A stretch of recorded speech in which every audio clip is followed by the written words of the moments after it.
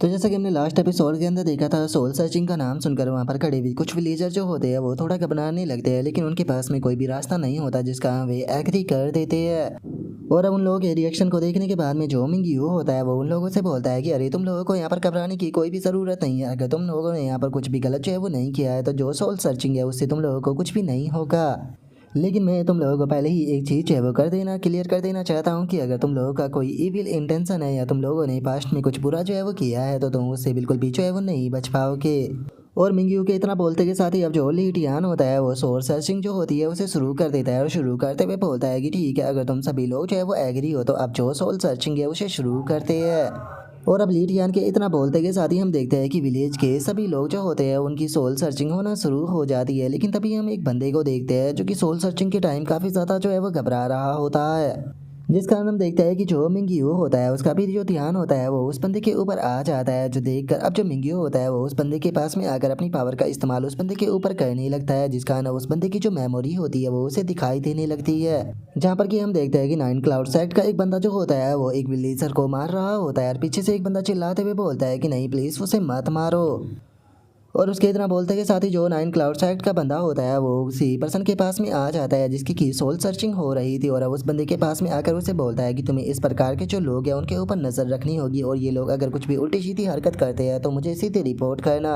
और इतना बोलते के साथ ही नाइन क्लाउड सेक्ट का जो वो बंदा होता है वो उसे पैसे दे देता है। और कुछ टाइम के बाद में हम देखते हैं कि जो वो विलेज वाला बंदा होता है वो नाइन क्लाउड सेक्ट के बंदे को लड़कियां भी सप्लाई जो है वो कर रहा होता है। और केवल इतना ही नहीं, हम देखते हैं कि उसने अपने विलेज का ही एक बंदा जो होता है उसे भी पीछे से नाइफ मारकर मार दिया होता है। और अब उसकी इन सभी मेमोरियों को देखने के बाद में जो मिंग्यू होता है वो उस बंदे के पास में आ जाता है और उस बंदे के पास में आते हुए बोलता है कि ओ मैंने नहीं सोचा था कि केवल जो नाइन क्लाउड सेक्ट है वही नहीं बल्कि यहाँ पर विलेज के अंदर भी ऐसे लोग छुपे होंगे जिन्होंने कि अपने ही लोगों को एक साथ में ऐसा किया होगा। तुमने केवल अपने गाँव के ही लोगों का एडवांटेज जो है वो नहीं उठाया बल्कि यहाँ पर उनकी जो वाइफ और जो डॉटर थी उन सभी का भी एडवांटेज जो है वो उठाया है। यकीन नहीं होता कि तुम कोई पर्सन ऐसा भी कर सकता है, यही कारण था कि तुम जो सोल सर्चिंग थी उससे इतने ज़्यादा घबरा रहे थे।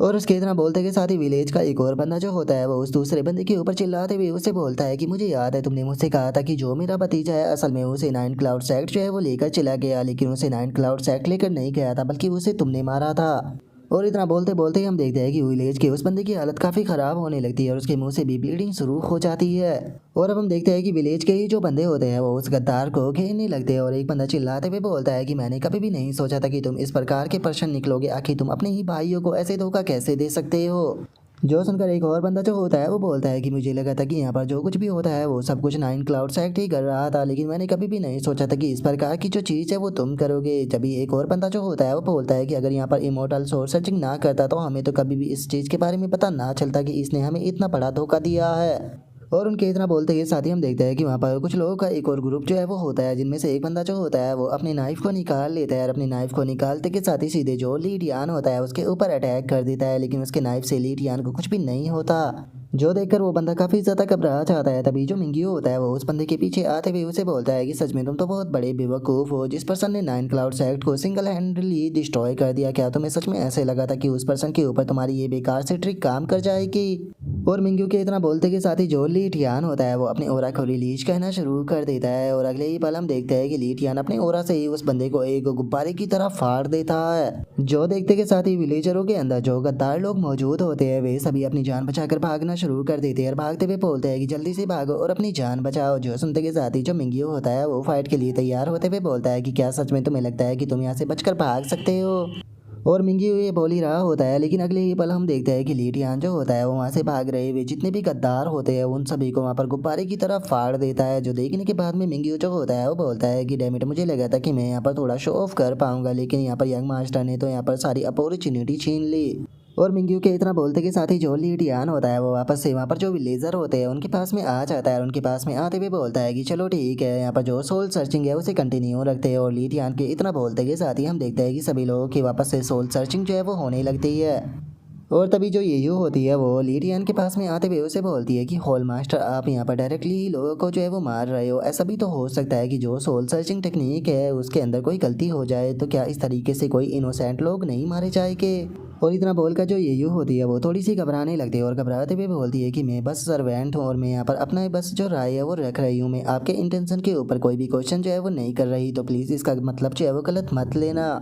जो सुनते के साथ ही ली टियान जो होता है वो उससे बोलता है कि मेरा टियान लाई हॉल को ज्वाइन करना बिल्कुल ऐसा है जैसे कि एक वोल्केनो के अंदर एंटर करना। मैं यहाँ पर किसी को भी फोर्स जो है वो नहीं करता, ये सामने वाले पर्सन के ऊपर है कि वो मेरे टियान लाई हॉल को ज्वाइन करना चाहता है या फिर नहीं।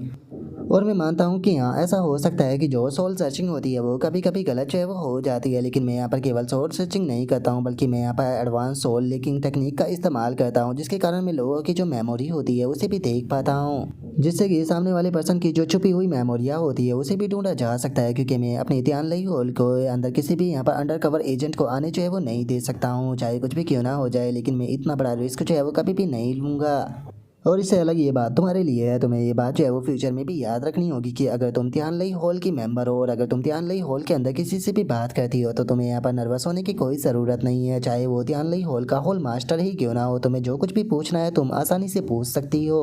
और अब लीडियान की इस बात को सुनते के साथ ही जो येयू होती है वो भी बहुत ज़्यादा खुश हो जाती है और वो फ्लैश करते हुए बोलती है कि ठीक है हॉल मास्टर में समझ गई। और अब उसके ऐसे रिएक्शन को देखने के बाद में जो मिंगियो होता है वो फनी सा फेस बनाते हुए बोलता है कि लो हमारे हॉल मास्टर की एक और दीवानी हो गई।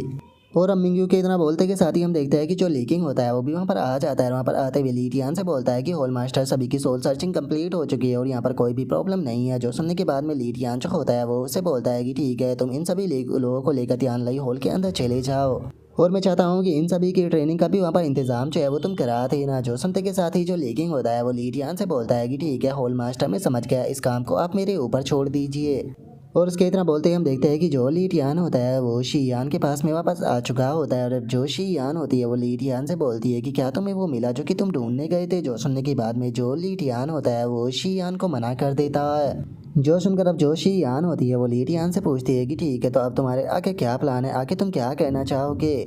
और शीयान की इस बात को सुनने के बाद में जो लीटियान होता है वो उसे बोलता है कि हम लोग जो है वो डांगशू इंपेरल सिटी के अंदर जाने वाले हैं। ऐसा लगता है कि जो डेस्टिनी है वो मुझे वहाँ पर लेकर जाना चाहती है, तो वहाँ पर जाकर हम लोग इन्वेस्टिगेट करेंगे।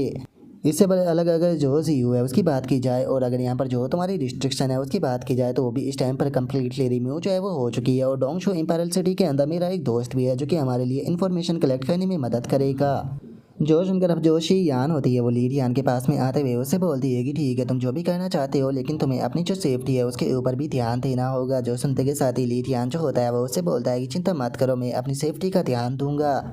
और अब लीडियान के इतना बोलते के साथ ही हमारा व्यू शू फैंग के ऊपर आ जाता है जो कि एक बड़े से पेड़ के पास में आया होता है। और अब वहाँ पर आने के बाद में जो शू फैंग होता है वो उदास होते हुए बोलता है कि सिस्टर मैं आपको देखने के लिए वापस आ चुका हूँ। और अब इतना बोलकर जो शू फैंग होता है वो वहाँ पर एक ग्रेव जो होती है उसे साफ करने लगता है और उसे साफ करते हुए बोलता है कि यंग मास्टर के द्वारा मेरी जान बचा ली गई थी और बीते हुए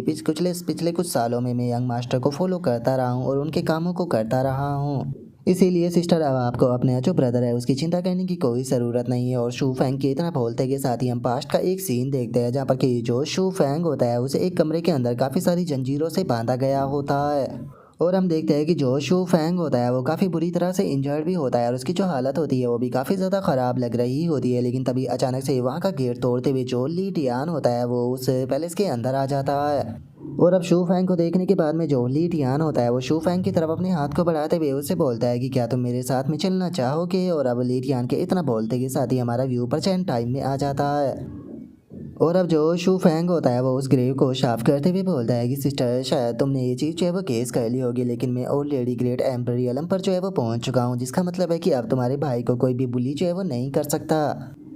और शू फैंग अपनी सिस्टर की ग्रेव के ऊपर ये बातें बोल ही रहा होता है, लेकिन तभी अचानक से शू फैंग को वहाँ पर कोई खतरा जो है वो महसूस होता है। और हम देखते हैं कि अचानक से एक वेपन जो होता है चैन से बंधा हुआ सीधे जो शू फैंग होता है उसकी तरफ आता है, लेकिन जो शू फैंग होता है वो सही टाइम पर जो वो वेपन होता है उसे डोज कर देता है। और शू फैंग के डोज करते के साथ ही जो हमारा आज का एपिसोड है वो भी यहीं पर ही कंप्लीट हो जाता है। तो नेक्स्ट एपिसोड के अंदर देखिए कि आगे क्या होता है। अगर आप लोगों को वीडियो अच्छी लगी हो तो लाइक करना, चैनल को सब्सक्राइब करना। मैं मिलता हूँ नेक्स्ट एपिसोड के अंदर, तब तक के लिए बाय बाय गाइस।